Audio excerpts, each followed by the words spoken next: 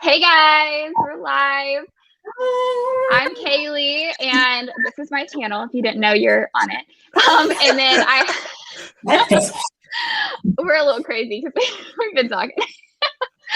So yes, and I have Katie and Tim with me. They're in the little middle square, trying to like scoot in there with their cute little Captain America shield. And then that's a great touch. Yeah, it is. I'm excited about that, and I'm kind of matching. We're all matching. Oh, I love that we all have different shirts on. Connor. I wanted that one. They didn't have it at Five Below. I wore it last week, and me and Connor were actually twinking, and then he's like, "Nope, I gotta go change." I was like, "I'm not matching you." I was like, "It's okay." He's like, "No, I'm not matching you." I was like, "Okay." Wait, what are y'all's shirts? So me and Tim look like we're actually matching this week. Tim, go change. I don't think we are. I mean, it's we're not really. We're not really. Official like Winter Soldier shirt or whatever. One of the official. Right, the logo goes like right there. Yeah. And this one was a shirt either. It's what Target had. Tim just wanted a. I couldn't find a Captain America shirt, so I'm just Marvel. Marvel. Sorry, there was one that was going to be too large for my size. So I'm in general, like I could rock this whenever. But we have the shield, so it's like. I actually feel like 3X. we're really well like coordinated right now. We are really because like Connor's shirt and like all of our shirts kind of like y'all have the shield. Yeah. We're all different, but we're all like kind of the same in a sense. Wasn't even planned. It was not. No. We never talk about shirts ever. No, we don't. I was trying to share this to you I'm so bad at this host thing, obviously. Okay, so anyways, getting into this actual episode and talking about it, let's go ahead and talk about the beginning. Oh, I wanted to say really quickly, I mentioned this to Katie and Tim before we started, and I think Connor, you weren't on yet, but I didn't realize, or I wasn't sure, but you know, we had the flashback or like the nightmare that Bucky was having in the last episode. At the beginning of this episode, and like the previously part, they also showed it, and I was like, was the son the man he killed in that flashback? And Katie and Tim said yes. So I wasn't 100% sure. I felt like that was probably the case since that was Bucky's like recurring nightmare. But I just wanted to mention that, and it was technically kind of in this episode because it was in the previously part. Okay. So talking about our new Captain America, what are our thoughts on him? Tim and Katie, I'll let you guys not go my first. captain. Not your captain. What are your thoughts? Yeah, I mean, okay. Tim can start. So I'm not going to pretend like I know everything about Captain America comics because I don't. I had to do some Wikipedia on Wikipedia. Yes, that. So John Walker, as far as I understand, he is a comic book character. He has taken a much more forefront role for this series than he typically does in Marvel Comics. He is like, he's not a SHIELD agent, but he may as well be in the sense of like he's a side character that sometimes pops up as an ally and sometimes pops up as something that's supposed to be overcome. In this show, it seems to me like they've chosen to use his character as like the government's idea of a Steve Rogers template, like blonde hair, blue-eyed, white guy, throw him the shield, he'll figure out what to do with it. It worked the first time, why wouldn't it work the second time? So I started out, and I know Katie started out too, but when we first saw Captain America 2.0 at the end of the previous episode, we were both like, ugh, gross. And the first scene of this new episode, the first words out of my mouth were, well, he doesn't seem so bad. He's kind of sympathetic. I might like him in the end. He's trying to pull them in. I feel bad for him that I gave him the short end of the stick. Trying to work together. And then as the episode gets on, you know, he becomes much more of an aggressive character towards the two primary characters. I also feel like, and I feel like we're going to get more into this as the episode goes on, so I don't want to like dive all the way in, but I also feel like we as an audience are dealing with the 7 stages of grief over Steve Rogers no longer being Captain America, as are Sam and Bucky. So like this is like the resentment stage where like we've only got 2 original Avengers on this show, Sam and Bucky, kind of. And it's like the closest we can get to Steve Rogers in this show. So like anyone moving into the Captain America mantle right now is like, get out. You do not belong here. And then there's so many feelings and emotions. But yes, our overall perception of John Walker is he doesn't realize why he's an antagonistic guy. So I feel kind of bad for him. But by the end of this episode, he's an antagonist in a sense. Yeah. Threw the gloves down or whatever.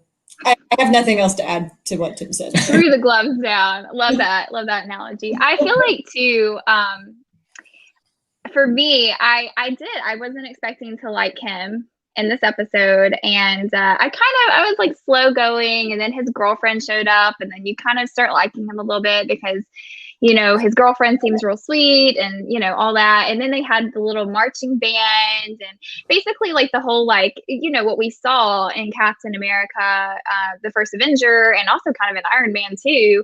Or is it Iron Man 3? One of the Iron Mans where they like do the whole parade around them and things like that. And I'm a sucker for that because I was in band in high school. So I was like, oh crap, I'm enjoying it. Which I was technically on dance team, but I marched with them and I got blamed for everything. So if anything went wrong, I don't know if that's how y'all's band was. Same across all. Yep. Doing it again for the girls. Anyways, I'm a little bitter about all that.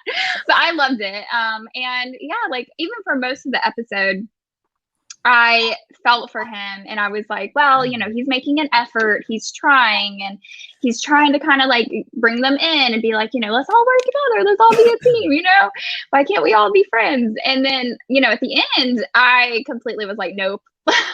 Like you're gonna I don't know, it makes sense and it's very predictable for that to be the route he's going, because that is a lot of times how these things go, where like they'll try to get him on their side, but then like as soon as they don't, they're like, well, you're not my friend, you're my enemy, and if you get my way, then that's it. So I think it's gonna be interesting.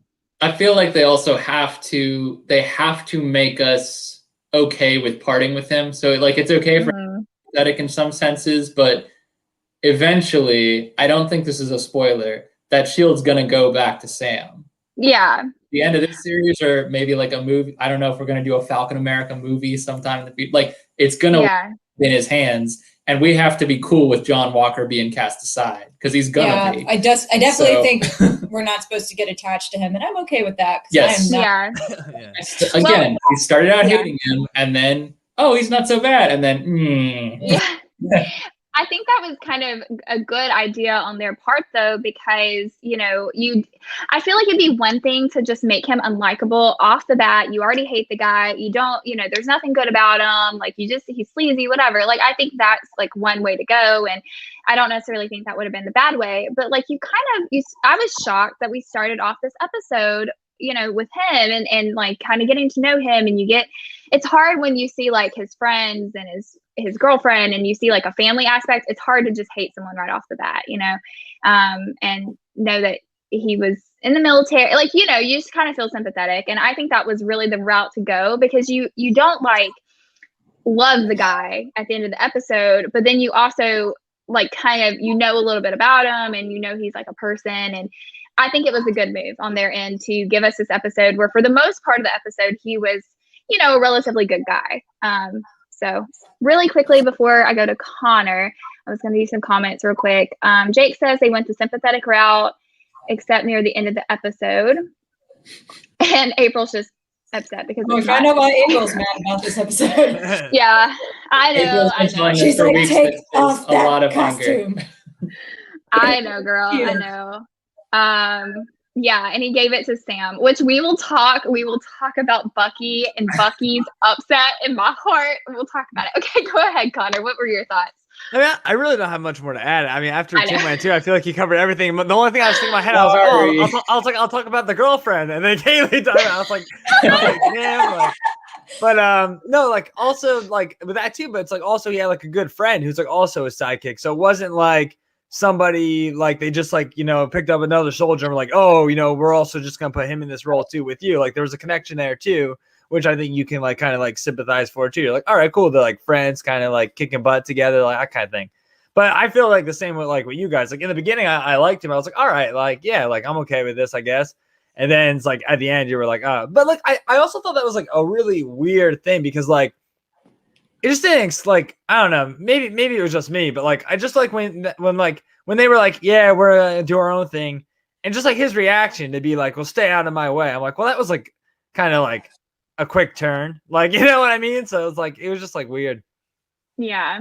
That was a good contribution, Connor. You still had something.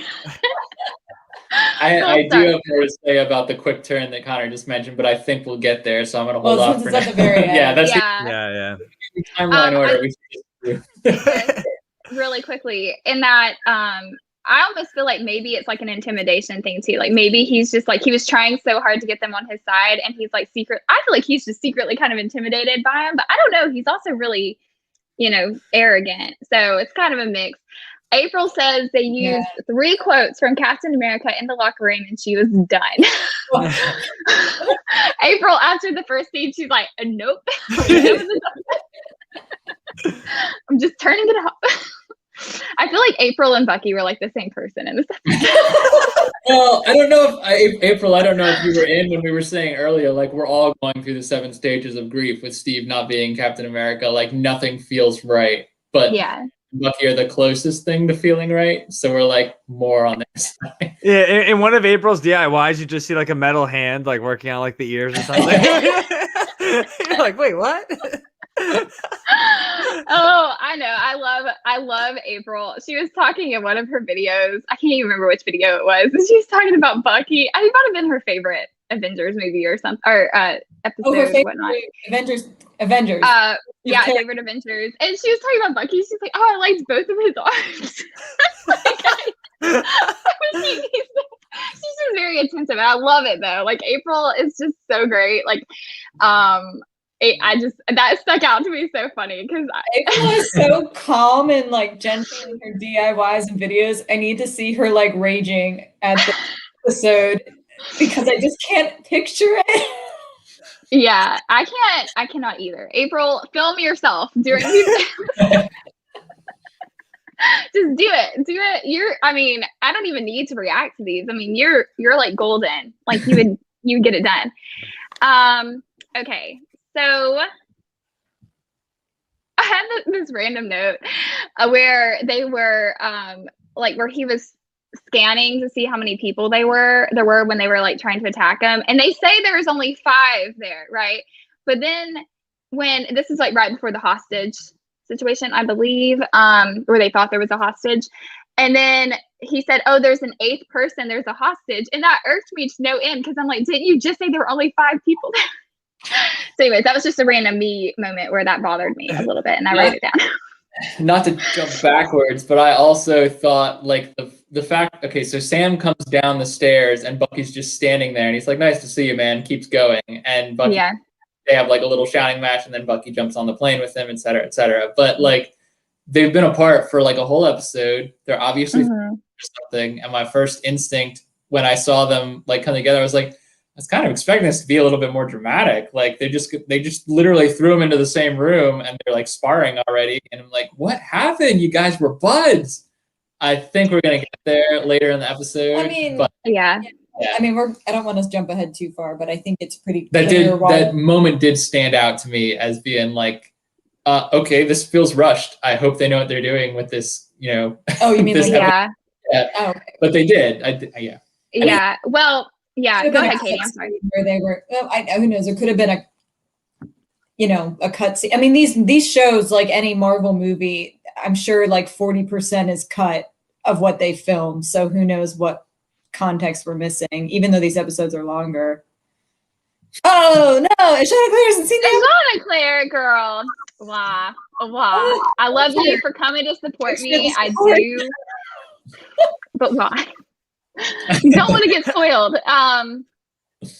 Yeah. Okay. Well, I'm so bad about jumping ahead, and I just like I'm like I have all these notes and stuff that are just nonsense things that I think of during episodes and whatnot. I talking though about Bucky and Sam, and I was shocked about them coming together so quickly, and Bucky, obviously is pissed that Sam gave up the shield, and I think that's what drew him. He was, we see at the end of the last episode, he's watching it on TV, and I can just imagine he's just like, Sam, just like pissed. Doesn't it? Like, correct me if I'm wrong, I have a bad memory. So we see like John Walker in the beginning of the episode, but then doesn't it jump to like Sam and Bucky's different reactions of watching John Walker walk out? It does. Okay. Okay. I can't remember. I just knew last episode. Was it last? No, maybe I was thinking it was last episode and it was this episode. It's both. It's the very end of the last episode with Sam and Bucky watching, and then, John Walker walks out in the helmet, and then this new episode picks up almost in the same place. Because that's where you see that Bucky lives in like an apartment that's basically that was empty. This episode. Yeah, yes. The episode we're trying to do a talk about, right? Yeah, it's hard for me to remember. I just have my notes to go back. It all blends together. They were watching the interview on the football field, right? This time? Yeah, that's right. Yeah, so it wasn't the press conference, it was the other thing. Yeah. Notes about the football field, and then I said I liked him way better than I thought I would. ... Oh, Bucky, my baby. And then I said that pissed him off enough to bring him out of hiding. Oh. So I need a video that's just your notes with no context. Yeah. Just don't mention the episode. Wow, the title should be Notes I Wrote While Watching Marvel Movies. Oh, Bucky. Put that in any of them. The next comment I wrote was, wow, these two are goofs. I know. Oh my gosh. Like, I do appreciate that there was some comedy in this episode. Yeah. Maybe it was. Yeah, it needed it. Okay. Yeah, they're always like a silly comedy in Marvel. It's like silliness. It's like so silly. And I'm like, I guess you do need it. I think you need that kind of like really silly comedy in movies like this, where it's or in TV shows like this. I mean, they're good characters. Yeah, like I don't know if we're gonna get into it like later, but like that's why I kind of like the Shrink too. Like she brings like a certain the couples therapy scene was that. We're gonna have to like read. I'll have to read. I don't even remember what I wrote, but it's like weird. I had a lot of thoughts. I had to see that said "Ow, that hurt to watch." I don't know. I should have made better notes. That context. Okay. We're probably. I'm guessing from your notes that we're on the point of talking about the Flag Smashers. So. Yeah, maybe that reminds me. They're getting beat to heck. No, I think we were taught. It was still about Bucky and Sam, and I think it was hurtful. Like it was hurting because there was right before the "Ow, that hurt to watch." 30 seconds before, I had a comment about how he can't bear for anyone else to call him Buck because that's what Steve called him. Oh yeah, okay. So I feel like we're still kind of on. I feel like it's "How that hurt to watch" might have been falling out of the plane. That was Bucky hitting every tree. That is what it was. I said, "Ow, that hurt to watch" because it hurt to watch him fall. Baby. Poor baby. Single tree. I loved it though, and then like Sam came. Yeah, I don't. Sam came and he was like, I got that on video, right? Yeah, that was good. I love that. I don't need the parachute anyway. It's like, dude, you're not a super soldier though. You just have a metal arm. Okay, dude, no. He jumps out and he like puts the arm in front of himself, like that's gonna take everything out of the fall. Yeah. He's just like, ow, ow, ow, ow. I agree, Jake. Bucky and April are the same person this episode. So it's just the facts. Okay, so moving on. Next up was our hostage, not so hostage situation, which I really personally loved. I loved the girl was creepy at the beginning, like her going back into the little hiding spot. It was creepy. But I really enjoyed the whole action scene. I thought that was a really good action scene. And I loved seeing Sam and Bucky, and I also loved seeing our new Captain America. And The Our Hoskins. new What's his first name? Hashtag Hoskins? not my captain. Loosely termed our Ground. Captain America. John Walker. Yep. Yeah. Well, no, his friend. His last name Oh. was Hoskins. Actual name, but Battlestar. I was gonna say good luck. Hopkins, Yeah, it's just- yeah, it was like Battlestar. And then Bucky, wasn't that Bucky isn't that when Bucky jumped out? He's like, Yes. my name is Battlestar. And Bucky's like, let me out of this thing. Bye. Bucky was like, what is this crap? Which I loved. But yeah, what did y'all go ahead and I'll go to Connor first. All right. I went to Tim and Katie first last time. What did you think of the whole hostage, not hostage situation and the fight on the little truck? What did you think? Well, I thought that was just like good, almost like timing too, because like we said, like maybe some of us didn't expect them to go into like the Walker thing so fast, but like they did that and then like went right into like kind of like what like the story I feel like is gonna be like at least like the main like problem, which I thought was kind of cool because I'm like, all right, we're learning like more about them, and also you saw them kind of like hiding out, so you kind of get more feel for them, and you also too, I think this was the first time we saw them with like without the mask, so that was kind of cool too. You're like, all right, so they don't have like a giant scar across their face or like. They're kind of like, I guess, like maybe somewhat normal people at one point. They're not aliens. Yeah. But then, like, also, like, the part of me where I'm like a squirrel was like, whenever I see, like, it happened in the same thing, too. Like, when I found out it was Kurt Russell's, like, son as, like, Walker, like, I just, like, kept thinking about that. And then I realized that, like, 5 minutes of the episode went by, and I'm like, I have to, like, you know, like, kind of compose myself. But, like, it was the same thing with this. Like I said to you guys, like, I'm pretty sure it's the girl from Solo. So, like, I just thought about that. And then the fight scene was, like, over, and I was like, I got to go back. Because, like, I completely missed everything. Because I'm trying to, like, figure out if this was her or not.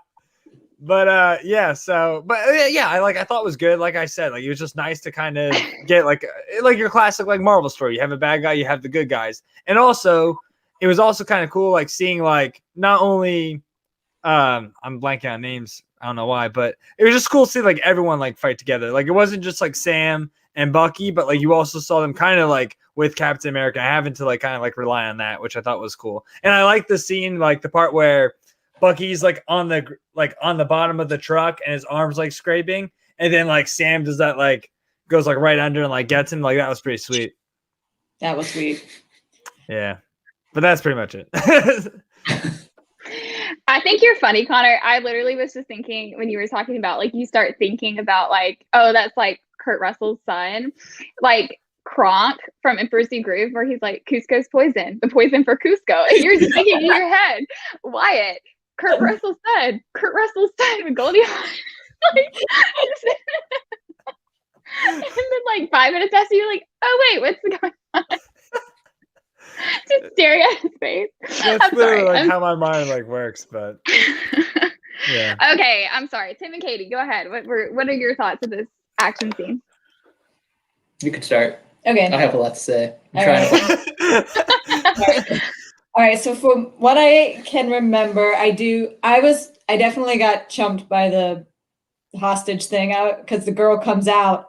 And I was like, and she, she looks all like scared or whatever and dirty and stuff. And I was like, oh, look, the hostage. And Tim definitely, I remember him clearly saying, he was like, I don't know. And I was like, yeah, no, hostage. And then she does that creepy smile. And then Super Soldier kicks Sam or Bucky. I cannot remember for the life of me who it was. It was Bucky. Yeah. The truck. That's right, because Sam was flying. Further impairing Bucky's trust issues. And then I'm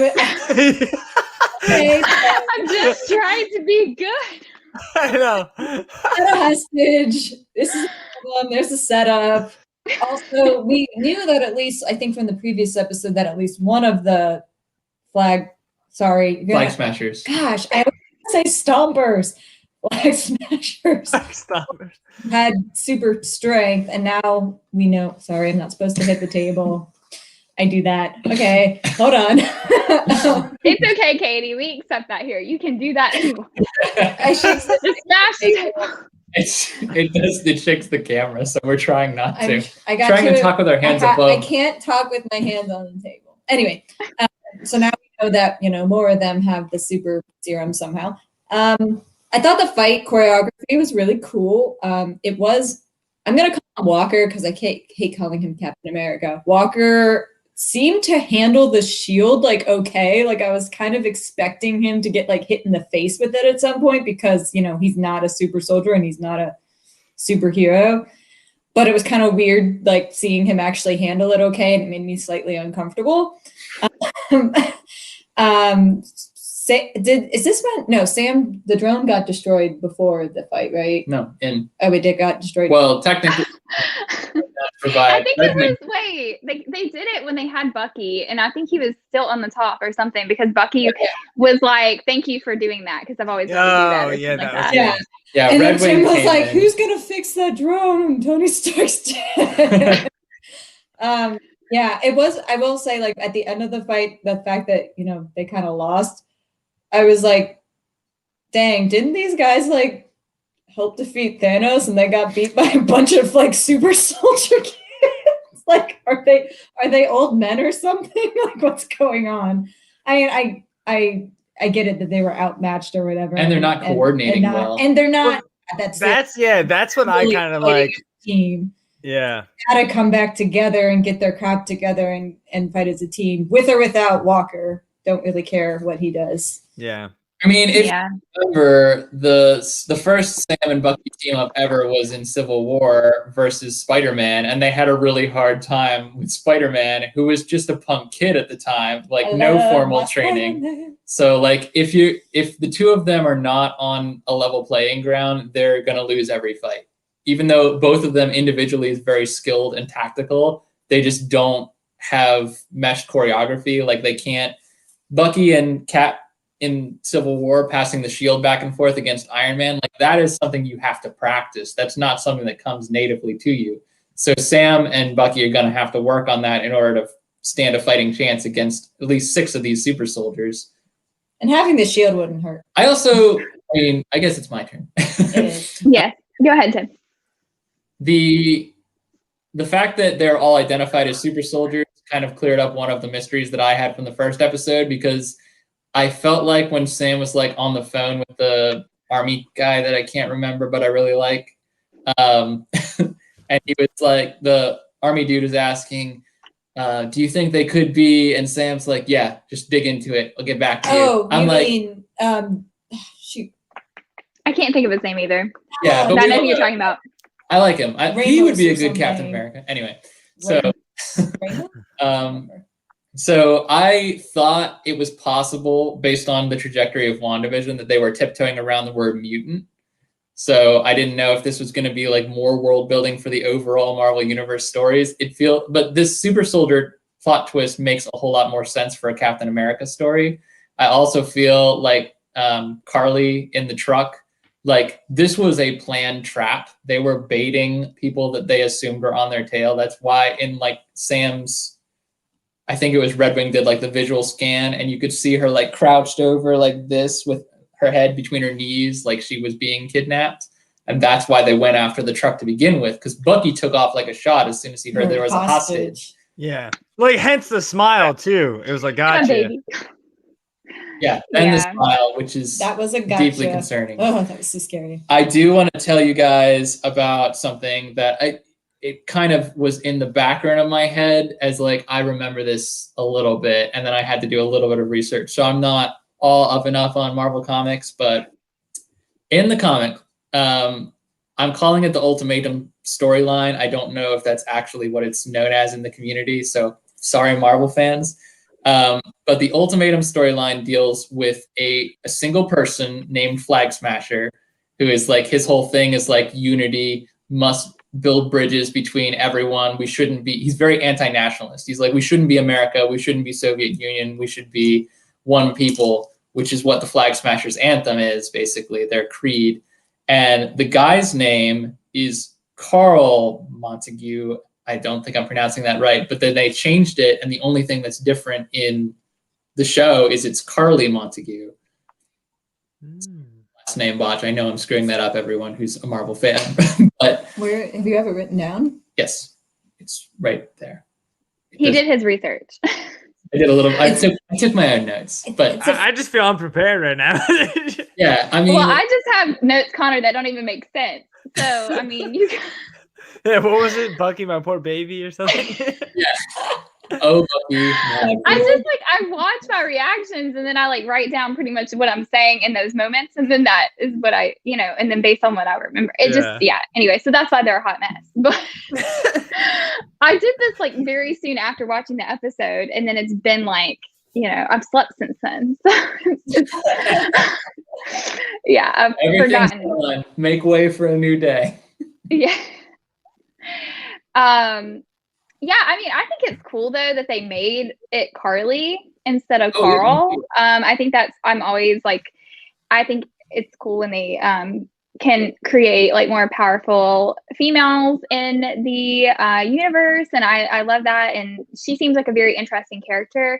I mentioned this on pre-show, and I'm not sure if you were there yet or not, Connor, but I'm really curious about the whole, is it Flag Smasher? Flag Smasher. Is that right? Yes. I was going to say Flag Burners, and it's just not that. I'm going to say Flag Me and Katie struggle. We struggle. So I'm proud that I remember that. But I'm just curious to see how they go with this, because they're being kind of referred to, like we had that scene where they were like getting refuge and like kind of like a place to sleep, and then they were calling them like the new Robin Hood. And so like in some senses they're kind of like this, hey Christina. In some senses they're like kind of could be seen as a positive thing. Obviously, their violence and then being against the Bucky and doing what they did to all of them in the fight scene, and like they had some violence last episode. Like obviously that's not cool and whatnot, but it's like I just don't know where they're going with this. I don't know if they're going with them being the big bad this season. I don't know if there's going to be something where I don't know.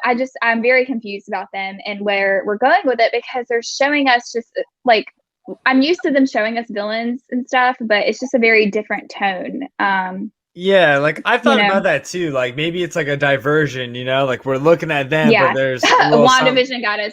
WandaVision. Yeah, you're like now you're reading between the lines. It's not just black and white. There's gray. It was Agatha. Yeah. She just shows up again. They're interesting to me too. Sorry, Agatha's like. You thought you got rid of me. I agree that it's interesting that they have this, this mantra of like one world, one people, which I don't really disagree with. I think we need a lot more unity in the world, but their whole concept of things were better in the blip. And I'm like, I mean, yeah, maybe there weren't as like, we lost half the world, so maybe our resources weren't as thin. Like, I can't understand why, but like the fact that they all came back, which, made a lot of people happy, and then you want to like go back to that. And in my head, I'm like, nobody's perfect. Like so far, I've not done anything that's really bothered me, but if you're talking about like mass genocide to get the world back to where it was when the blip happened, then we're not okay with I don't. that. Yeah. Go if they're heading in that trajectory. I don't know if they are either, but just one it confuses me. That things were better during the blip, and I'm like, okay, well, the difference between now and the blip was half these people are gone. Well, something that stood out to me in the conversations they had, I'm gonna call it backstage, with when they were like taking refuge, is someone said to Carly, or maybe she said it to somebody else, like the government cares more about the people who came back than the people who stood by for 5 years. And that didn't resonate with me until I sat and thought about it for a little bit. But then I thought back to the previous episode when Sam and his sister are sitting in the bank, and they're talking about how like they changed all the federal tax laws and the loan approval laws and whatnot because this happened. And if you think about it, as we're all very much struggling right now to get back to normal with a pandemic going on, like for the people who like stayed behind, moved through grief, adjusted, and now suddenly everyone appears and the powers that be are thinking, this is our opportunity to push it back to normal.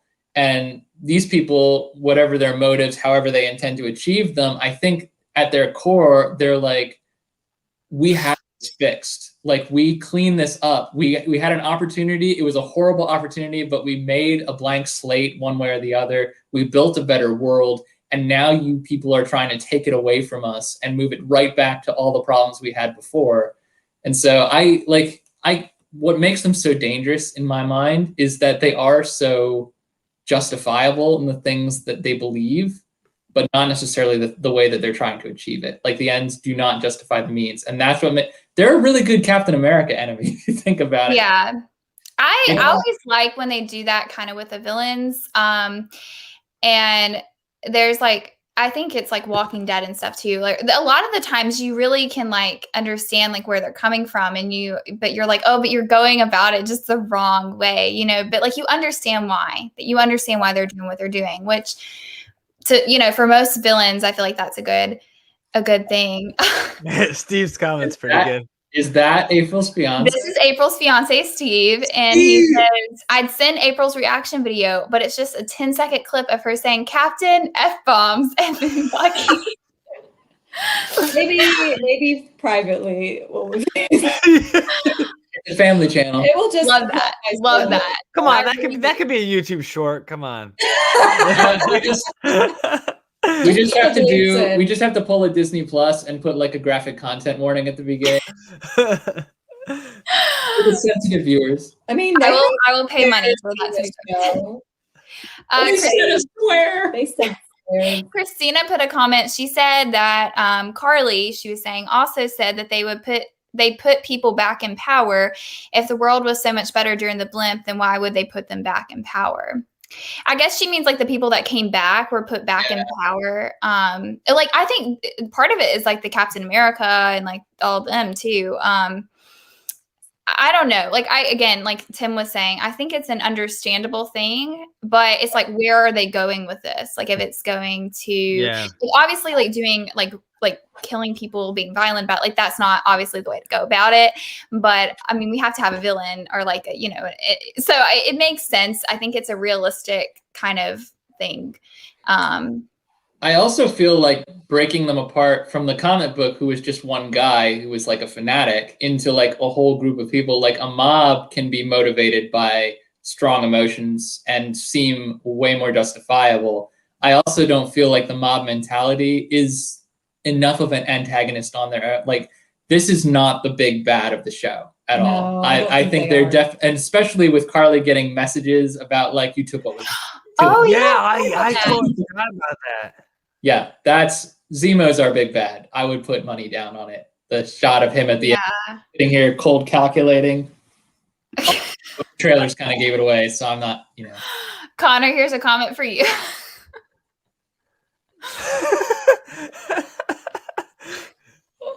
It's not wrong. That's good. That is a good comment, Steve. Yeah.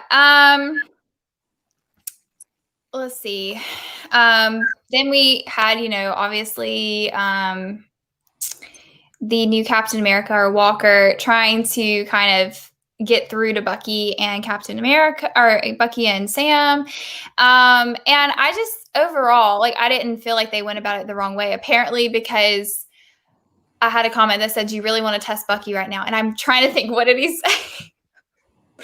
It was around the time when he said that his name was Battlestar, and then Bucky was like, "I'm done. I'm getting out of this Jeep." But I don't know. I don't really see them ever being on the same page, really and truly. But I don't know, like, because I know there is, like we've talked about in the comic books, they Walker was a very, like, not really a very different character, but he was different. And I know that he was they said he was kind of like 50-50. Like sometimes he would be on Captain America's side, sometimes he would be working for S.H.I.E.L.D., and he was very like corruptible. And I kind of just wonder where they're going to go with it. I definitely think they're going to go that route. And they could go where like they're showing like how easily manipulated he is. And if that's the case and that's where we're going with it, I definitely really hope that they show like him and the girlfriend, or him and his friends, and showing them be like, you're changing as a person.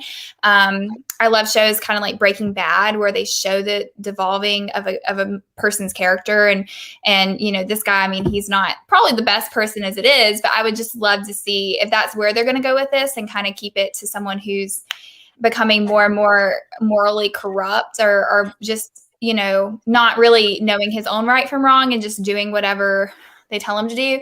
I hope they go that way in a sense and show that, because I think that would be a very good and interesting storyline. And obviously we know Sam is going to get the shield somehow. So what I took from that is Kaylee thinks John's making meth. It's a little side story. How he's so energized and how he can play with the shield so well. Jesse comes out of nowhere. How else do you get that Steve Rogers reaction time without being a super soldier, you know? That's why he's able to handle the shield so well. Yeah, exactly. Jesse and Bucky would be like best friends, y'all. I swear. They would be best friends. And I feel like Walker and Walter would be like best friends. I really do. They would be great partners in crime. So. Next episode just starts everyone eating at Los Polos. Everyone's eating the chicken. Yeah. Well, do any of y'all have any thoughts or comments before we move on about where y'all think that's going with Walker? Or I mean, I would just say, because I don't think we're going to have another chance if we're going in timeline order again, if we're not going to circle back to John Walker again until the end, when he's obviously taken a turn into the dark side of sorts. But I would just go ahead and kind of like, I feel like this all kind of circles in right here. So yeah, a little bit. Yeah, like, because I feel like it'd be repetitive to talk about it. Yeah. Again, but he also, he had that little scene. I feel like he was kind of getting there in the Jeep, but then at the end, obviously, we all had that part where we were like, nope, this kid, we're not a part of this anymore, because he pretty much just like turns on them and is like, well, if you're not going to be with me, then you're against me, and like stay out of my way. And we all were like, brownie points you earned during this, you're done. Very much, I think the theme of this particular episode is you don't get that you don't get it. Like across the board, that's going to keep coming up. It's true for Bucky. It's true for the psychiatrist. It's true for John Walker. But particularly in the case of John Walker, one of the things that I mean, Kaylee gets, and Connor, you guys both get this from me all the time, every time we get into a civil war of our own in the chat. But when I like stand by Steve Rogers as the go-to Captain America, it's not because of like who he is or what he is. It's because like the core that makes a Captain America is, I don't like bullies. I don't care where they came from. And John Walker, he works for the bullies. Like, he doesn't realize that, because that's all he's ever known. He's grown up in the ranks. He's gone overseas and done battle. I don't think that Walker would do what Steve did, which was basically become a traitor in order to stand by what he would be like, well, yeah. Like Bucky asked, did you ever jump on a grenade? Because in First Avenger, that's what makes Steve stand out to the uppers, is that he jumped on a grenade that was a dud. And that proved that he had a heart of steel and he would do anything for his country. And John Walker's like, yeah, I jumped on 4. And we're like, okay, you're following a blueprint, but you don't understand what the blueprint means. Like, you don't get what makes Captain America. You think it was just a series of actions and good works. It's who you are, dude. Yeah, that's actually a really good point, Tim. Like, I didn't think about it that way, but he does. I think he's like, oh, like, I'm the next Captain America, and I did all these things, and I checked all the boxes, and I'm like what Captain America should be. But he kind of misses like the heart and soul of who Captain America was, from what we've seen. So, yeah, that was a really great point, Tim. Yeah, it was. Yeah, it's like he means well, but it's like, is he doing it the right way? Like, yeah. He's like a Xerox copy of like Captain America. Like it's weak. It's not the original. It doesn't hold the same. I don't know. Well, is he doing it for like himself and for like the good? Like, is he doing it because he wants like fame and glory, or is he doing it because it's what's right and what's good for people? Like, I don't think he thinks he's doing it for fame. I think he's doing it because he thinks it's what America needs. And but he's like got a holier than thou complex because of it, you know? Yeah. A little bit arrogant about it. I like that. Yeah. Jean Leclerc's got some good words there. Yeah, because Steve was willing to give up the Captain America mantle to be the real Captain America. Like, he, as Katie said, became a traitor to the country, to the U.S. government, to go and hide out, because what he believed in was, I mean, for to tie it all back in, one world, one people, like, you got to stand up for what's right, even if it goes against what the U.S. government says. And that would never have happened in the America that Steve came from. Exactly. Like, that's what guides him is his old moral compass, but Yeah. not that anymore.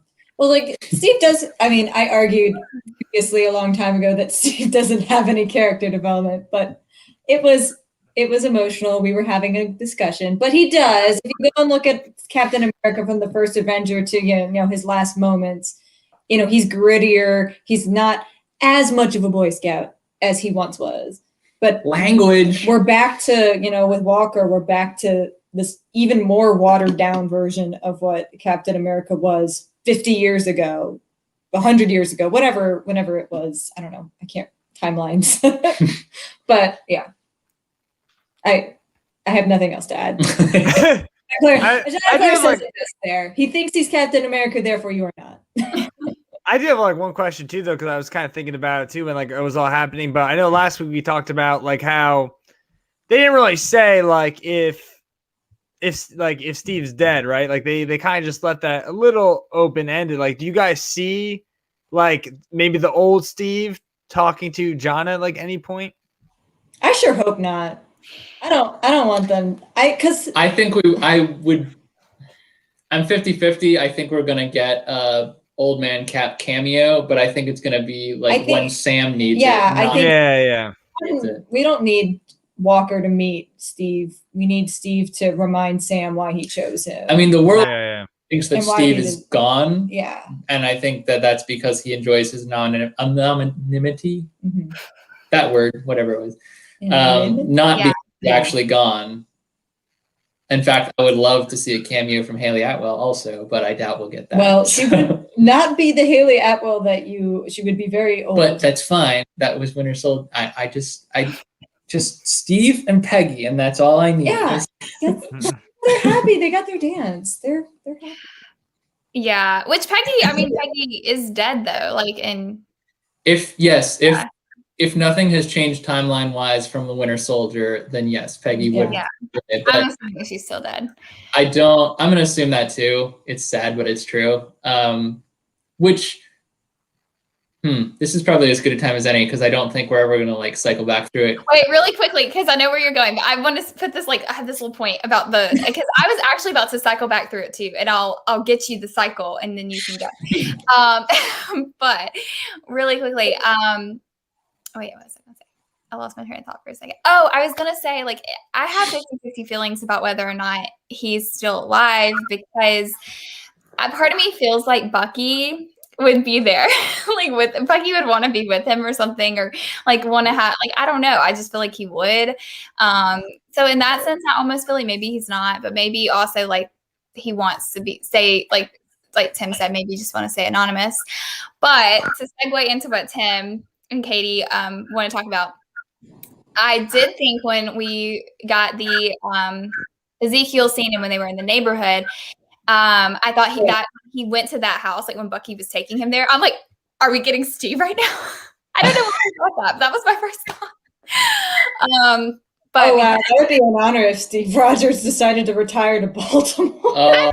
I mean, then I thought about I don't know. Like, because would Bucky know? Like, would Bucky know where Steve lives and then not Sam? I mean, Bucky would probably track him down and be like, I must know where Steve lives. I mean, we're gonna get here eventually. We lived in Baltimore for quite a while. We don't live that far from Baltimore now, so we have every right to trash Baltimore. It would be a terrible mistake to retire there. Do not move there, Steve. There are places. I mean, it's like Chicago and New York. Like there are places that are nice. The Inner Harbor is really nice, but like when Baltimore, Maryland, like faded up as a subtitle on the transition scene, Katie was like, Baltimore! And then I was like, Baltimore. I was excited because it's like seeing your home. It's like seeing where you live in a show, and I wasn't expecting it. And then Tim was like, and then we started talking like, oh, did they film it here? And I was like, no. They might have gotten a drone That was shot, definitely a street in like Canada or something. But the drone shot was probably Baltimore. I mean, the Isaiah transition is coming, Kaylee. Wait, did I say Ezekiel and it's Isaiah? I think you did say Ezekiel, but I did say Ezekiel. Similar. Where did I get Ezekiel? I didn't even think anything of it, honestly. I honestly, I didn't notice that you said it any other way. Yeah, So I was just like, Ezekiel, sure, yeah. I was actually gonna say when the Peggy came up. Christina hit it on them. Sorry. Okay, well, we can go ahead and really briefly, we'll go ahead and put Christina's, because this is kind of what I know, we wanted to kind of get into before we get into the therapy scene, which I think we'll end with. But Christina, I'm proud. She said, as a Black person watching this episode, we're really proud. I have a feeling part of the reason Sam didn't take up the shield was because America isn't ready for a Black Captain America. We did talk about this before, and we think that is part of the kind of thing. And I feel like in the comics, even I feel like that's something that is kind of touched on. I'm not a comic expert, so I cannot say. I'm so glad you were there to write that comment, Christina. Yeah, Christina, this is for you because you just stole my thunder. Now, I was definitely going to say almost verbatim that. I mean, as a non-Black person, I felt like I couldn't really talk about that scene in a way that would be, I don't know what the word is. I'm sorry, I'm being awkward right now, but I'm glad that Marvel is taking this kind of topic very seriously and making it relevant to today. And I 100% agree that that's why we 100% agree that that's what Sam is thinking, or at least part of it. Maybe it's just a lot of self-doubt too, but a lot of pressure maybe to live up to Steve as well. And that circles right back to my episode theme of you don't get what you don't get, because here's Bucky the entire episode up in Sam's face. Why'd you give up the shield? And when in the therapy scene, which we still need. Let's hold the therapy scene. Okay, yeah. I'm just saying, in that scene, Bucky makes very justifiable reasons as to why he's upset, and I empathize with him in many different ways. But for Sam, trying to communicate to Bucky, you don't understand. You cannot possibly understand. We cannot understand. You don't, and yes, nobody here, I think, has a true concept of how difficult this would be for Sam, and that sucks. It just sucks. It sucks that America is this, and I totally understand that I don't understand how difficult it is for Sam to have to take that mantle on. I do understand why he feels like he can't, and it's going to be a really heavy couple of episodes, him taking the mantle away from a white, blonde-haired, blue-eyed Captain America that the U.S. government has chosen, because that's all possible cards stacked against him. And that's why Bucky's furious too, is because he understands at least enough to know the government has chosen this Captain America. Now you're up against the U.S. government in terms of doing what Steve wanted you to do. Way to go, Sam. Yeah, he was like, you never should have given the shield up. You never should. And April kind of talks about what another aspect of it, which was the police scene. She wonders if it was part of the reshoot because of what all went on last year.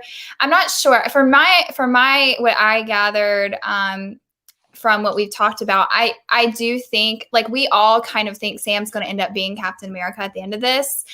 And I think that, fingers crossed. We're all I do think that including these aspects, with Isaiah and that police scene, which wasn't it right around the Isaiah scene as well? It was all kind of they're leaving his house. We're leaving Isaiah's house. Police. So I feel like that. Where was I going with this? Man, I'm like a squirrel. I feel like maybe it is all obviously part of the arc of, I guess, him becoming Captain America. And I think it is important that it is talked about because those are issues that are going on now. And I'm happy, because like Tim and Katie said, I can't personally say how well done something was from my, because I don't have those experiences. So I'm happy with Christina saying that you feel like they did a good job, and I'm happy that they're tackling that. Especially with it being Sam's arc, we feel like Bucky's arc is kind of like is a lot about emotions, and Sam's is that too, but Sam's is also like his journey, I think, to become Captain America. And that's a big important part in that journey, I think. So yeah. Do y'all have any other things y'all wanted to?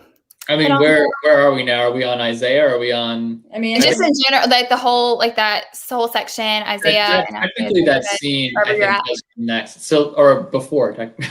Yes, that it's all part of the same thing. So I do know that after again doing a little bit of homework, because it was vaguely similar or vaguely recollected in the back of my head. I do know that the Isaiah, like the character, and I don't know if Marvel is going to go this deep into it. As I mentioned to you guys backstage before, we know that the character of Isaiah is a Marvel Comics character, and they brought that character in or wrote that character to be a parallel of the Tuskegee incidents and experiments that went on way back when, which is still rattling in people's heads today. And so, are we frozen? Okay. You were, but you're back. It was okay.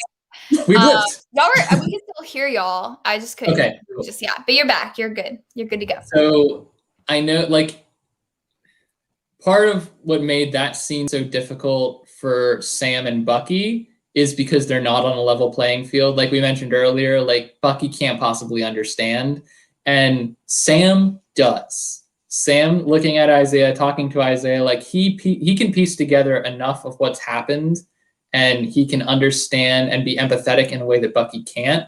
And so like that little look that Sam gives the house, like we know he's going back there. We know he's going to go back. He's going to talk to Isaiah. We're going to get information. It's going to go a lot deeper than it has. But just the fact that, number one, Bucky can't possibly understand, and he can't understand that he can't understand. He's just there to do what he thinks is right and make the connection that needs to be made and get the information because that's what he thinks America needs. He's not trying to bring up anger or stir up old feelings or anything. But Sam not only understands that Bucky is in the wrong for approaching him this way, but also understands that Steve would never have let this fly because Steve would have been a product of basically Isaiah's failed experiment, and Isaiah was treated differently because of his skin color, essentially, because of the time they grew up in.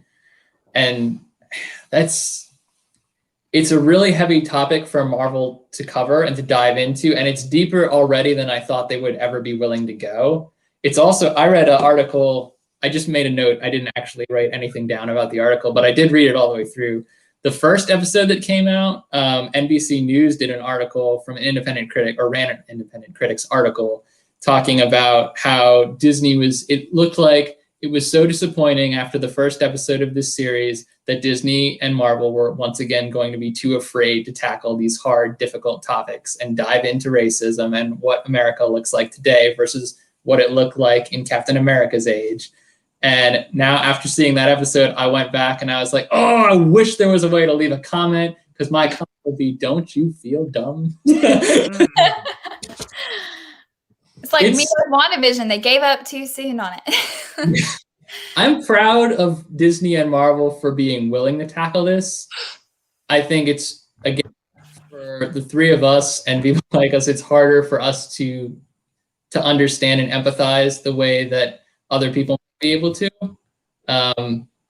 but I am very interested to see how far they take it, and I'm glad that they are going to these depths. I just hope they do it in the right way long term.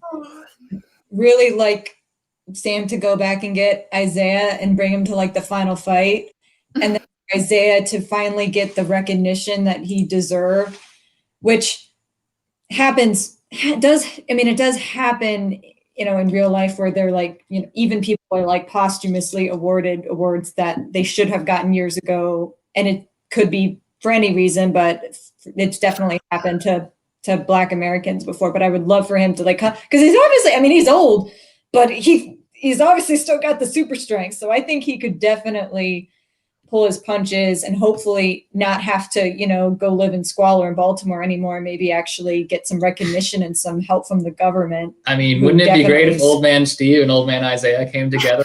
Oh, that would be pretty cool. That would be the greatest. Punch the creepy girl in the face. Maybe even get to hold the shield for a Oh little bit. yeah, passing the shield.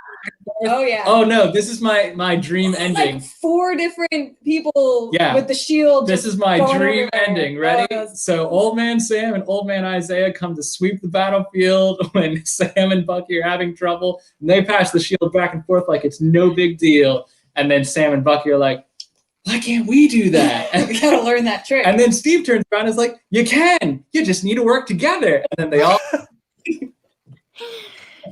all right. Okay. I had too far down the rabbit hole. Yeah. Anyway. Okay. Does anyone have any other things they want to talk about before we talk about the therapy scene and end it? Go ahead, Tim. I know you. I swear it's my last thing now. Go ahead. I do. The kid who comes to the door to answer for Bucky and Sam at Isaiah's house. I don't remember his name, but I did find out in doing my own homework again that he is a character in the MC, like the Marvel universe. He becomes a super soldier by the name of Patriot. I don't know any more than that, but that is another key thing So that it's I a think. little Easter egg they drop. Oh my goodness. I truly believe know how that they're they gonna are do that. beginning to set up the next Avengers, like the Oh, Kid Avengers, because I think I'm Patriot. excited about that.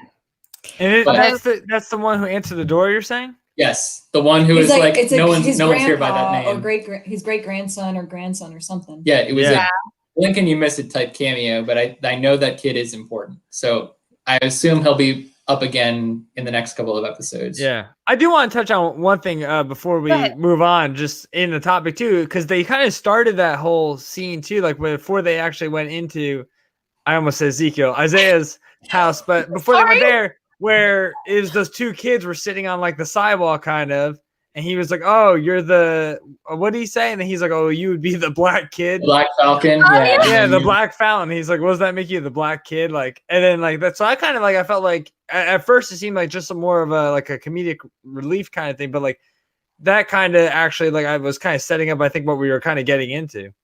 That's a good Oh, point, yeah. actually, Connor. Yeah. I didn't think about that. I didn't think about that until now. Yeah.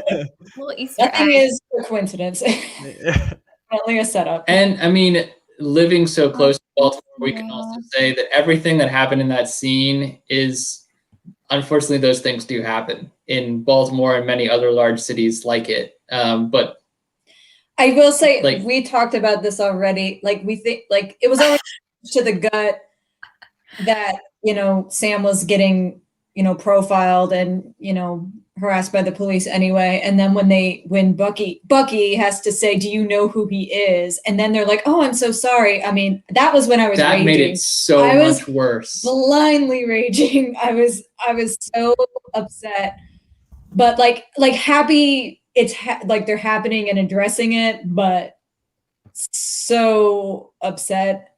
And I know it happens in real life, and those kind of meetings with cops don't always turn out even that peacefully, of course. So I mean, just so emotional. I know what picture's coming too, Kaylee. I've seen it all over the internet. Yes, Oh, you there's do. something. Okay, it's know good. exactly what's I'm downloading it right now. I'm sorry if it seems like I'm not paying attention. I'm listening to you guys, but this is just I gotta share. It's so good, and I hope April's still in the chat because she's gonna appreciate this. Okay, let me see if I can share it. Hang on. I have not. Have I seen this? Have you showed this to me? I know it's popped up in the chat at least once. I hope you but haven't seen it, Katie, because it's great. It's so great. Oh wait, is it gonna be too small? Oh, is it the booty? Yep. Hang on, let me see if I can zoom in. Oh my gosh, There I we go. have seen. I like Anthony Mackie. He does have a nice Caboose. America caboose. Pat said, know. "Can you tell I work in middle school?" That's funny. I mean, he meets the requirements. He does. I will also say, like, Falcon America as a concept was laughable when people brought it out in the comics because, like, just his costume was like the Falcon outfit repainted in red, white, and blue, and then him holding a shield, and we're like, come on. But like the way that they've portrayed everyone in the MCU, really, they've been able to take laughable concepts and make it really believable and serious. So like, I'm ready for Sam to have the shield, and I don't think his costume is going to be as ridiculous when he does. I like his current. He's obviously costume, got the so- assets. Yeah. Yeah, I was trying to figure out a way to say it without blatantly swearing. Yeah, I don't know who you are, Kat, but I like Mackie a lot, and I think he's fantastic. Yeah. What was I keep losing my train of thought. I'm sorry. Oh, I was gonna say at least he won't have to get like a butt double, like Yeah, like Paul Bettany. Larson. I don't know if that's true or not. I saw Well, that. Paul Bettany stuffed his butt for. To Google. You guys know that like Paul Bettany was wearing a fake butt in WandaVision, right? Oh, I like Paul Bettany. He was wearing it was I don't know if it was for everything, but I think it was in the black and white like first episode. He was definitely, or maybe it was this, I can't remember. It's in the WandaVision the documentary. He was definitely wearing a fake booty. I don't know. I don't dislike Brie Larson, but it's almost like I've been seeing these things on YouTube, and everything I see on YouTube is like against Brie Larson. So now I feel like I have this like unnatural dislike for Brie Larson, and I don't know anything about this girl. Morgan! Hey, Morgan. Thanks for joining. That is so funny. April says Anthony Mackie has been talking about how his booty is better than Chris Evans. Throw down. Mackie, before really anything big happened in the MCU, back when he was in the Winter Soldier for the first time, we watched some behind the scenes footage and we learned he was famous on the MCU sets for saying "cut the check" anytime he felt like his best performance had been given and he was ready to be like, "No, that's the take, we got it." He would instead say, "Cut the check." Now like it's turn around. That's cute. I got it. That's all I need. Your qualifications. Oh, okay. Wait, really quickly. Actually, we have two scenes still to talk about. I thought there was just one, but I'm just stuck on Bucky and the therapy and the beautiful therapy scene that was that therapy scene. But we also have to talk about Zemo at the end. So do not let me forget about that because that's so important. And if I forget to talk about almost all the same thing. It's like, yeah, go ahead. Do your thing. What, Tim? What do you need to talk about? At Morgan's comment. Yeah. We already started trending that hashtag early. Well, I didn't. Not my Captain America. Not my captain. Yeah. Oh, and then I think Kat's comments about Brie Larson. I think. I don't know. Everyone on the cast seems to really hate her though. So that's a conversation for another time. Anyways, going into this therapy scene, we'll go ahead and talk about that and then we'll end with Zemo. Okay, let me go to my comments on here. I said these two in therapy, interesting. I'm loving this. I feel like this is gonna work. That's talking about the scene where they're like staring at each other, I think. And I was doing like, the stare down. It's gonna work. Your legs like crossed into each Yeah. That was like awkward. Wait. Okay, so the first I feel like this is gonna work was about them staring. And then I said, woo-wee. I don't know why. Probably because they were like this. I said, woo-wee. That's on here. And then I said, this is going to work. And that was about the like crossing or not. And then I said, because of Steve, which I think, I'll just quit reading my comments. We need a translator. I wanted to get the woo-wee in there because but I really loved the scene. Because, well, first, just seeing the goofiness of them supposed to be looking into each other's souls and then it turning into like a stare off and them, ridiculously like getting super close to each other. I just thought was hilarious. But then you also have this very deep part of that scene, with Sam, having his issues with becoming Captain America. And some of that, obviously we've already talked about. And I think with Bucky, Sam's issues in some senses, I think we saw throughout this episode, in part with what we just, we're talking about, like him feeling like the pressure society wise and also the pressure that Steve left with him, because Steve, he has to fill Steve's shoes in a sense. But then I think this is like the first time we really see Bucky vocalize what we knew the whole time, which is it comes down to like, he feels like, number one, Steve's legacy, but then also him feeling like, that line he says, well, if he was wrong about you being the one to take his place, then he could be wrong about me. Like I could, and that's just heartbreaking. So a lot of it, I don't even think he's like mad, I think, at Sam because the legacy part, but I think he's also really, really upset with himself and upset with where he's at in life and has all this guilt on him. So I think a lot of it's more about Bucky himself than anything he has with Sam. I think he's just like, he knows, like, I think when he sees this, he's like, I can make him Captain America. Like I must make him Captain America because that will make things right with Steve's legacy. So I think it's almost like his mission to like make sure that like this gets sorted out, because I feel like that's just part of his own personal grief and issues with himself. But a lot of his, I think, is like self-demon, which me and Katie were talking, is like a Zuko situation. He's like another little Zuko baby where he just has so much inner conflict. So much trauma. It's so heartbreaking. But what I think is so interesting about the comedy aside, because it was a truly hilarious scene for minutes or so, but like what got me, I feel like I was more empathetic towards Sam's struggles in this episode than Bucky's until that moment. And then it kind of like bounced, like, I don't know what to do here, guys. Like, I don't know how to solve your problems. This is huge. And what was interesting is the fact that what Bucky said is just as important as what Sam didn't say. Like Bucky saying he might have been wrong about me, and all of the emotion like in that punch, followed by Sam saying, I can't make you understand, but can you accept that I did what I thought was right? Yeah. Like there's so much subtext in both of those statements that I'm like, oh, the writing is so good. And the acting, like the one doesn't work without the other. So like that was probably the best scene in the entire show so far. And I really did like the opening Falcon scene, like the tactical mission. I was like, hardcore Marvel movie. But this was probably the best scene of the show.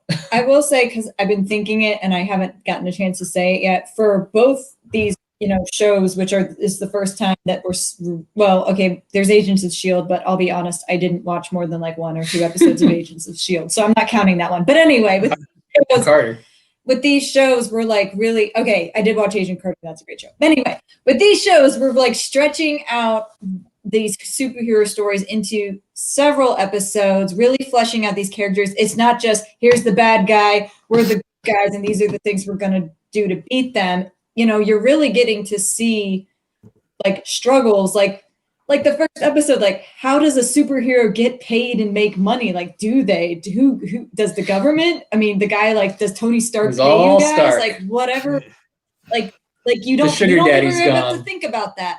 And then like in this episode, it's like, all we're used to seeing is, them teaming up and fighting together, but like all this stuff behind the scenes of the arguing and the struggles and their own separate struggles. It's very, very interesting and really makes you like these characters even more, especially like we saw it with Vision and WandaVision. Like I think all of us agreed, like, yeah, I kind of liked them, but at the end of the show, we're like, these are awesome characters. So I'm really happy that they're getting to flesh out Bucky and Sam more, who are definitely, considered sidekicks in the MCU, and they're getting to like second tier Avengers, getting to really like delve into their own stories and explore their own separate like traumas and struggles. I don't know, I could go on and on. But anyway, that's the point. It's very, very interesting. It's fascinating. It's like looking at them under a microscope, and I'm really, really enjoying it. I want to say one thing real quick, and then Connor, I'll let you say your thoughts, and I'll read some of the comments, which are so good. But I wanted to say kind of talking onto Tim. Why do I keep losing my train of thought? Crap, Ola. I had a good little thought. Oh, it was okay. I'm sorry. I'm so tired, y'all. That's 2 lives in 1 day. 2 lives one day. We set you up for failure. Anywho, okay, I do remember what it was. You were mentioning that you really felt a lot worse for Sam and Sam's situation throughout this episode, and at the end, you know, you kind of felt you were like kind of even with it because Bucky had a lot too. What I'll say is I really enjoyed this episode for Sam, and I was happy that it did put a lot more on Sam's side, because last episode was a lot of Bucky and a lot deep Bucky. Like you were, for me anyways, I can't speak for everyone, but like for me, I was very emotionally into Bucky's storyline a lot more last episode, because we had, you know, his guilt and that whole storyline. So like then this episode, obviously you're drawn a little more into Sam.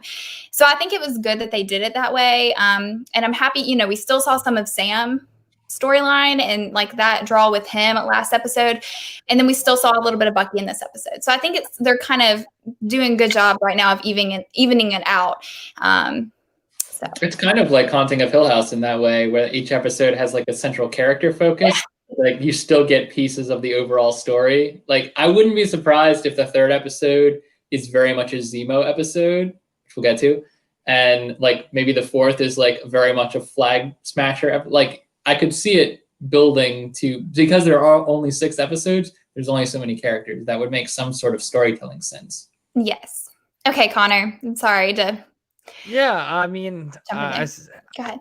I hate to sound like a broken record. I don't have too much to add just because everyone had already said so many good things. But one thing I will say, just like a Connor moment in this, in that scene, like when they were first staring at each other, part of me, I was like, especially when Sam was like almost like starting to like squint, I was like, maybe this is like a deep moment. He's like almost like looking into like Bucky's eyes, and like they're seeing like the pain like in like each other's eyes. But then that was like for a second, and I was like, no, I was like, they're just being children. But that's really all I have to add. But I just remember like thinking that. I love that scene though. It was great. Yeah. It was so funny, and I feel like you needed it in this episode. I really like the psychiatrist. Yeah, like the shrink is so interesting too, because like I feel like all her jokes are like so predictable though. Like every time like they would do something and then like they cut to her, I'm like, I know exactly what she's gonna say, but like she would say it and I'm like, it's still great though. Like it was just still like good comedy. Her delivery is good with her lines. Yeah. Yes. Really quick before we move on to Zemo, I'm going to read a few of these comments. Jake says he felt bad for Bucky when he doubted himself on Steve's trust, which is so, it's just sad. I feel like Bucky, he's just my boy. Okay. I feel for him. But he's your baby. He's my baby. We don't know a bunch of people under the influence of mind control. No, like, I get very emotionally into characters. Okay, I do. I just in Bucky, I just feel for the boy. Okay, in his trauma. But yes, I felt bad for him. Poor thing. Christina says she finds it ironic Sam didn't want to throw away his family legacy, but was willing to throw away Steve's. Ooh. I don't think he saw it. I don't know. I mean, it's hard. I don't know. In some senses, maybe he thought, I don't know. Like, did he know that they were going to for sure replace him? Or like, did he think maybe they were just going to leave Steve's legacy and like not touch on it? Because I don't know. Well, that's what's so crazy too, because you see both sides. Like I can see Bucky's point, and I can also see like that'd be interesting too. Like, where's everyone kind of like sitting on this? Like, who do you think is like in the right? Who do you think's in the wrong? I think they're both in the right, and they're both because they do. In my opinion, I think that Bucky is like he's all about Steve's legacy, but he's also, some of it's also about him, because of his pain and because of like he said, you know, if he was wrong about you, then he'll be wrong about me. And I think he just needs something to go right for him. He just needs to have a win. But then with Sam, I think there's a lot of aspects in that, you know, like the social pressure, and, you know, we've really gone over all that, you know, already in this chat, but like, I think they're both right in their feelings. I really do. I don't think there's a wrong person. In defense of Sam, I'm pretty sure he says to Bucky, I didn't know they were going to do that. I didn't know they were going to recruit a brand new captain, because in his mind, he was preserving Steve's legacy. So he's putting the shield in a box. They had a museum. It was going to go on display, and it was going to be there for everyone to see. He did not expect them to recast Captain America.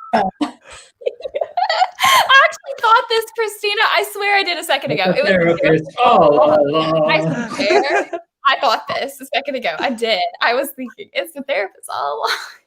I thought it. I swear I thought it. I was like, oh my God. I'm happy it wasn't just me. But no, Katie, I'm glad you picked up on that because I couldn't remember. But like, so for me, I'm like, yeah, I don't think he was trying to like. No. Like, I'm pretty sure he says, Bucky, I didn't know they were going to do that. Like, I didn't hand off the shield to someone else who didn't know Steve and didn't have anything to do with us. I thought I was just I thought we were putting up the Captain America cape or whatever for good. Just kind of like when they have like the jerseys of like basketball players.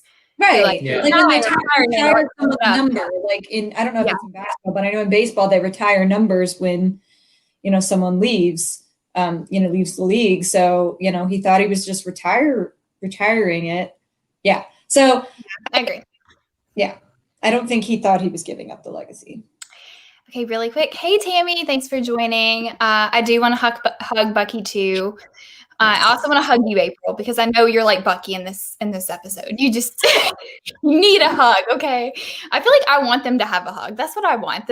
You're going to. We just need a hug. I hope it's like an awkward hug. Yeah, that would just be so much better. It'll be a comedic. Voldemort and Draco hug. Yeah. We know you love it, Katie. We know that is your favorite part in that entire movie. Oh yeah, it totally. Is. I love how accurate it is to the book. Morgan says, do you think the shrink is done now? Yes. I don't know.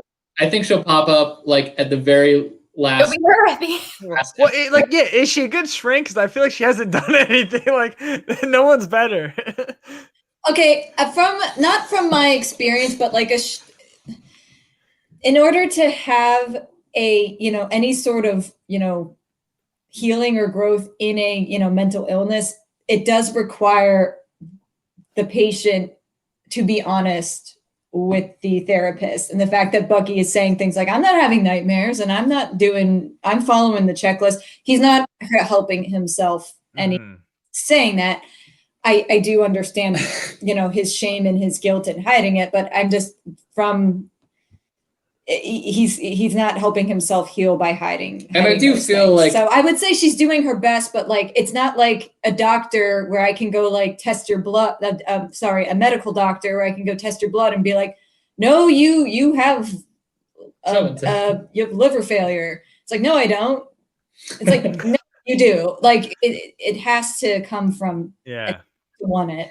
But I do feel like she is a good shrink because she knows when her patient is lying, which is something that not true. And so you have to be able to tell when they're BSing. I personally feel, to answer Morgan's question, like the fact that Cap 2.0, as we're calling him shorthand, Walker, has said, he won't be following his normal schedule anymore. We're going to go very heavy on like the military aspects of the next couple of episodes, I would think. And probably if she pops up again, it'll be at the very last scene of the very last episode or very close to it. Just having like a breakthrough session with Sam and Bucky. Like now. They got a hug at the end. As you clean that up.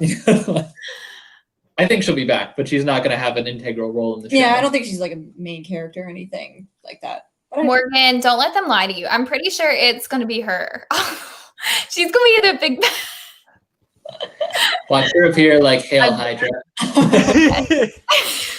She's actually been implanting more trigger words into Bucky. Oh no! Yes. Look, it's not gonna happen. But if it ever did happen, I would have to go back to this live and get this. At least saying it, and be like, "Look, I knew." Okay, one last question real quick, and then we're going to get on to Zemo and cut it off because we're going a little long. I'm going to try to keep it to an hour and a half because I know me and Katie at least have work in the morning, and I know you guys do too, probably.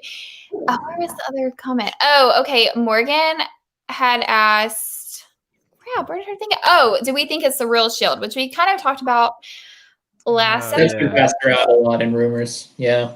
I don't know. He did pretty good with the Shield during this episode. it did a good job. So I don't know.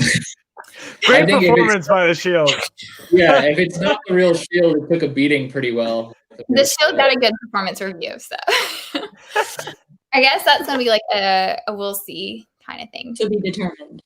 Okay, so moving on to our last little topic is Zemo, which I personally was so excited to see that he was coming back because, you know, I don't know. I just think he's a really good addition to this. And obviously, like, he has been in the Captain America movies before. So, Connor, I will start with you because I feel like we always steal your thunder and your good thoughts. If you have a lot. So go ahead. What did you think about this? What are you looking forward to with this, or any kind of thoughts you have about Zemo? Yeah, one thing I want to go into too real quick is just like even the last episode too, like I know these were supposed to be kind of like longer episodes, but they just like they go by so fast because like even like when that scene happened, I was like, oh, we're gonna hear from him, and then they like cut, and I was like, wait a second, I was like, that was too quick, but then like I was like, oh no, like the episode's over, but yeah, like I don't know, just it has gone by fast. Like they're not super like they don't feel like long episodes, which is I guess I mean that's great. That's great television, right? But yeah, no, that was great. Like and like I think I had mentioned it last week when they had the like a men's book. His name was in there, so like, and I know there was rumors spreading around that you know we were probably gonna see him anyways. And I think Tim kind of alluded to before that he's probably gonna end up being probably like the big bad of the season, which like. I think that's good too because like if you bring in like we talked about WandaVision a little bit too, like that was like a new character that kind of brought into that. Where this one's like we know what he's kind of capable of. We've dealt with him before. There's history there, so like that's gonna be kind of fun to like see how that and just like with the music too and the way they like set it up was like I thought really good. But that's all I got. I think Ajana Claire is trying to comment, and I'm not seeing them come through on my end. And she's asking in the chat. So I was just responding to her and saying, no, they're not coming through. I don't know why. I did not accidentally mute you or block you. I promise. I'm 99.9% sure. I'm 99.9% sure I didn't do it. So let me see. Yeah, your name is still on the list. When I did it to Morgan or when I did it to April, it was gone. So I did not accidentally do it this time. Morgan says that Zemo is very smart and relatable villain, which I'm still kind of new to everything. But he was mad, right? Because they had like his family had died, correct? Like his family, he was trying to avenge his family. Yeah, in Sokovia. Yeah. So yeah, in Sokovia. So I mean, yeah, I think he's like we were talking about. He's one of those that you can kind of understand. He's not right in what he does, but like you can understand, I guess, like his motives for it. Motivation, yeah. Like, you know, and it's sad. I mean, it's sad that his family got killed in Sokovia. And, you know, even like kind of like Wanda and Pietro, like, you know, what they did, they thought they were doing what was right, you know, by joining Hydra, and it wasn't right. But like, you know, when people are hurt, I think sometimes they do things like that. But I'm excited to see what they're going to do with him. I really am. I think he's going to be a really, really good villain. Jake, Zemo is going to wear more of a comic book type accurate outfit in this show compared to the Civil War movie. Perfect tee up. So go ahead, Tim. My things on Zemo. All right. So first of all, in Civil War, as Jake alluded to, we watched I think it was Earth's Mightiest Heroes, the animated Avengers show that was really, really good for a while on Disney. We knew Zemo primarily from that, more so from comic book lineage, because he had a very iconic costume. He basically looked like King George in like a purple mask. Like it was a weird, ridiculous costume, but it was very memorable. So then in Civil War, he's got a very different backstory. He's basically just a guy that was wronged by a cascading failure caused by Captain America's presence in his life. And so he's out to destroy Captain America and his legacy. And that he is totally unrepentant of that by the end of Civil War. So he's sitting in prison thinking, I'm waiting for my next chance to destroy Captain America's legacy. Perfect villain to tee up for the Winter Soldier or Falcon and the Winter Soldier story. I do think, going back to what I said way at the beginning about the flag smashers, I almost messed it up because you flag stompers. the Ultimatum storyline about Flag Smasher, the reason that storyline is important to the comic book lineage, Flag Smasher is actually a recurring villain, but he has very minimal appearances. The Ultimatum storyline is basically about him trying to tear down nationalism in all countries using a organization called Ultimatum, which is a big long acronym that I don't know off the top of my head. It's basically the evil shield, right?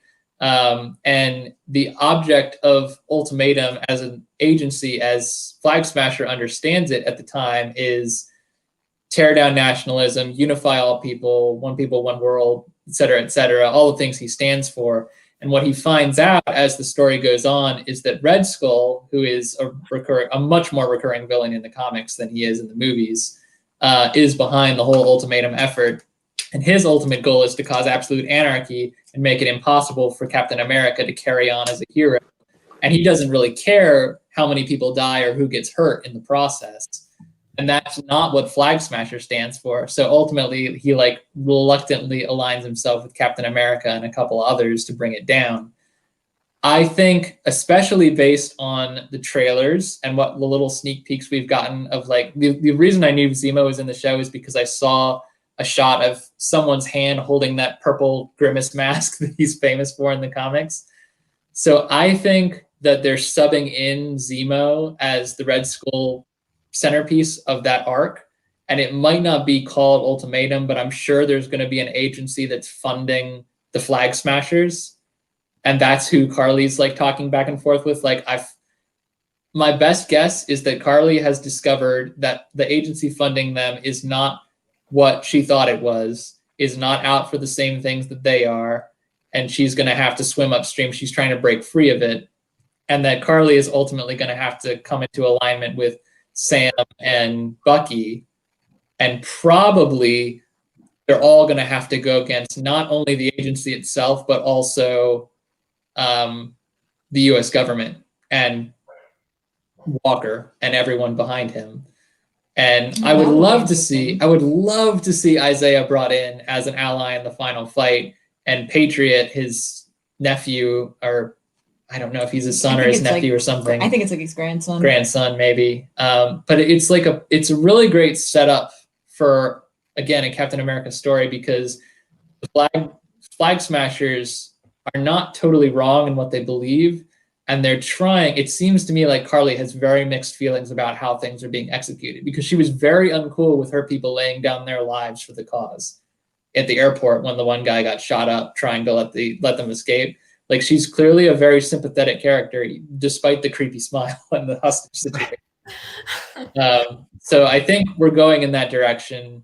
I think we are going to follow the Ultimatum storyline. I just think it's going to be Zemo pulling all the strings, and ultimately just to destroy the legacy of Cap and the Shield. And that is going to set Sam up perfectly to take the Shield on and continue the legacy. Yeah. I think we've all had a creepy smile some point in our lives, you know. Yeah, that's Carly's is the creepy ex-girlfriend meme though. That's true. it was horrifying. Attached girlfriend. Yes, yeah, overly attached girlfriend. I love that idea, Tim. Though that was very thorough, and I can definitely see that. Tim is always very thorough, and I love it. He saw Connor just staring into the abyss and was going on and on about Zemo, because I was trying really hard not to laugh, and I was like, we're gonna lose him. We're gonna lose him. I appreciate you saying we're having a stare off. I appreciate you saying thorough instead of absolutely not. We're doing some soul searching. No, I know, seriously though, I always appreciate when Tim does come on though, because you're saying all these things now. I'm just I can never think like that. That's why I love this kind of thing, because it's it does make me think more into it. A lot of the points, it's it's just good. It's just that's not something that you say something like that, and I'm I thought for a second they were looking at each other's eyes, and I was oh no, they're just being children. That's what I add. But I think that Morgan actually knows a great deal more about Marvel Comics than I do as far as gets go. But I know enough to be dangerous, so I can make that it's how I used to do book reports in high school. I used to just focus in on like one paragraph of one chapter and like stretch it out over like a series of 7 pages. He prides himself that he never once read an assigned book in high school. No, I did 3 times. 3 times I read a book that was assigned, but there were like 40 books assigned in the high school year. Anyway, Agatha. It's still, And so long. the bromance continues between Jake and Tim. Jake, you set me up perfectly for my spiel, so it was mostly you, man. But yeah, overall, I thought this was a really great episode, and definitely set up really well. So I'm happy that you guys got to come on and talk about it. I'm sorry that it was on Sunday, although that enabled Connor to get to come on, because I know you weren't going to be able to come on last night. Yeah, no, I was working last night. Yeah. Yeah. Well, they're going back to Saturdays, so maybe we can convince Connor to like. We're glad you came today, but you're never coming back. You're never coming back. This was enough. I know, but I already have them set for Saturdays, Connor. So you're just We'll be there for our watch party, right? Sorry. When we do the finale, are we doing it all live like we did last time? We can try. It didn't go so bad. It didn't go bad. It didn't. I mean, we ran like 3 hours, but other than that, We didn't go as bad as I thought. I really thought it was going to crash and burn, and it didn't crash and burn. I mean, it went a little off the track a this little. went pretty well in the sense that it wasn't a complete disaster. Exactly. No, I was expecting a disaster, so I mean, it went pretty well. I knew we would have a good time. I just knew it would be chaos. It was great fun. Oh, Morgan says that's a lot of credit you're giving her. Morgan, I've said this for WandaVision. I remember Morgan used to comment on my WandaVision stuff, and I used to think this is like crazy what she would comment. I never thought it was right, and then it always was. And then I've learned I am right about almost nothing.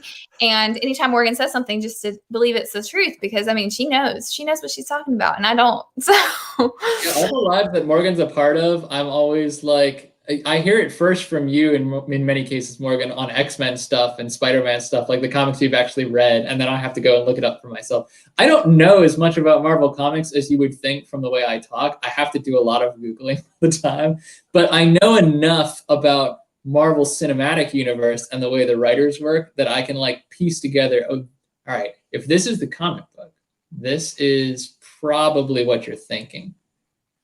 And I still believe in Mephisto. I almost at one point put our hashtag Tim is Mephisto on our thing. I almost did. That was great. But he's out there. He's gonna be in Doctor Strange too, or I will eat my left shoe. Okay, guys, we're running a little late, but I'm going to go ahead and wrap it up here. Thank you guys so much for coming, my guests, and also the people in the comments. Jake is also a big fan of Morgan. I'm not going to put it on my thing because it curses, but I'm I'm joking. But thank you, Jake. That was really sweet to say about Morgan.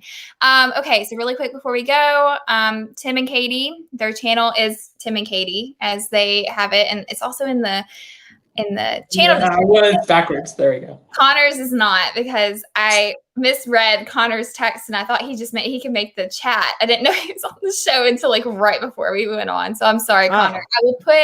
I will put your link in there. Oh, good. But go ahead, Tim and Katie. What is coming up on your guys' channel? I will be at Hershey Park for opening weekend next week. Ooh. So Without me. Yes, unfortunately, Katie. Because it's Easter weekend, which means a lot of different things in the middle. It means we don't get a holiday. Yeah. That video will probably not come up until the following week, and then we're actually off to Disney again the following weekend. So we'll be bringing back a lot of vlogs from that, but probably not for a while yet, because it'll take us a while to edit, and we're probably not going to be able to edit on the go. So lots of fun things coming up. Be patient with us. And y'all's, was it Crystal Springs? Is that what it's called? Crystal Springs Resort. Yep. Yeah, that was awesome. Was so good. Such good editing, which I'm on here with editing masters, because Connor's also really good at editing and I'm not. But go ahead. Connor from Carousel of Connor. Did you change your name, or was it that way the whole time? It was that way. It was this way. It was only the first time we did this. I had my name on there. Like your whole name. What? Anyways, Connor from Carousel Connor, what do you have coming up? So what do I? You hit 600, didn't you, recently? Yes, yeah. I hit Yes. 600 yesterday. And then like a big goal of mine was the 4,000 hours of watch time. That was like something I set for myself early. I actually hit that yesterday too. So that was almost like bigger for me than the 600, but that was cool. That's a milestone. Yeah, that felt pretty good. That was something I've like really like when I started this, I was like, that's like one of the things I really wanted to hit. So that was cool to get that for sure. Well, congratulations. Well, what do you have coming up? Do you got anything good coming up? That's a great question. Let me think. So yeah, tomorrow at 3, I have like it's a little different. So I did like a food review, but it's actually a food review of 2 different restaurants, but the same item, and I'm trying them at the same time. So that should be interesting. So that's kind of cool. And then I'm actually filming with Morgan on Tuesday. I'm not sure exactly when that is going to be up, but it'll be pretty soon. It's gonna be so cool. Yeah, that'll be cool. And then what? Like I have a lot of stuff that I can't say yet, but I have a lot of plans. I've been doing a lot of different things. Are you gonna get the pass, Connor? Are we gonna see you in Magic Kingdom? I have yes. No pressure. There's only the I'll entire just tell audience. everybody now. Yeah, so I actually got the pass today because I was gonna wait, and then I looked today and saw that today was the last day you could get it. So I was like, you know what? I'm just gonna do it. So I actually got the pass today. So I'll be having a lot more park vlogs coming up, which is exciting. Nice. It's exciting. That's so exciting. So yeah, both of them, obviously most of you guys already subscribed to them, but they have really awesome channels. Really quickly about my own channel. I'm getting my life together, guys. It's happening. It's shocking, but it's happening. Given that the stupid weather does not keep happening the way it's happening, I might actually get things done in my life. But Alabama weather is beating me for 3 weeks. So yeah, I'm starting to do at least one weekly video. I got some pin videos coming out. I'm hoping to get reaction videos back out again, but those are going to be a while. And obviously still doing this every Saturday, which Connor, we're going to have to convince him to like quit his job or hours or do something. So he can I don't need it. You don't need it. You can go in late. It's whatever. Yeah. But yes, also, I have a giveaway coming to my channel actually on Wednesday. So that's gonna be fun. It is Marvel themed, so it's exciting. I've been promising a giveaway, and I have just now gotten around to doing it. And also, I'm going back to Instagram, which is super crazy. I've been editing photos today, and I'm super excited to be back on Instagram because I've been dead on Instagram for a very long time, and it's pretty fun. Like Tim and Katie and Connor do awesome on Instagram. At least with y'all's stories, and I don't look at posts often, but your stories are always good. Yeah. So I'm excited to be back. But thank you all so much for coming. I hope that you will subscribe to us if you haven't already, which I think most of you guys have because you're all our friends here. But we will see you guys next week, or I will see you guys next week. I don't know. These people can do what they want to do with their lives. But every single Saturday, so I will see you guys next Saturday. But I hope you all have a good week.